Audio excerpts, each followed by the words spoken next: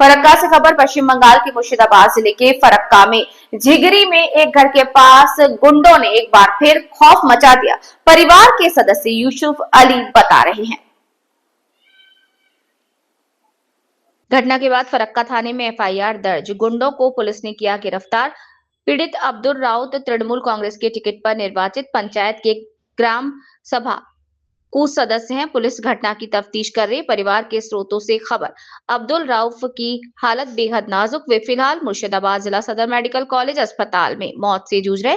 जिला मुर्शिदाबाद, पश्चिम बंगाल से आकाश मंडल की रिपोर्ट। কি হয়েছিল বলতে আমাদের ওখানে যে রেস্টুরেন্ট আছে সেখান থেকে তো আমরা কোনো কিছুই জানছি না। এবার তারা অন্য কোনো লোক ছেলেরা তারা ঝামেলা করছে, মানে তাদের ঝগড়া হচ্ছে, বহস হচ্ছে। আবার মিডিলে এসে একটু থামেলে যে তোমরা ঝামেলা করছো কেন, মেম্বার এসে থামে।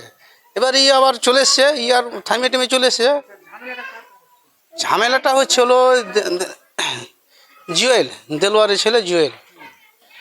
আর এখানে হচ্ছিল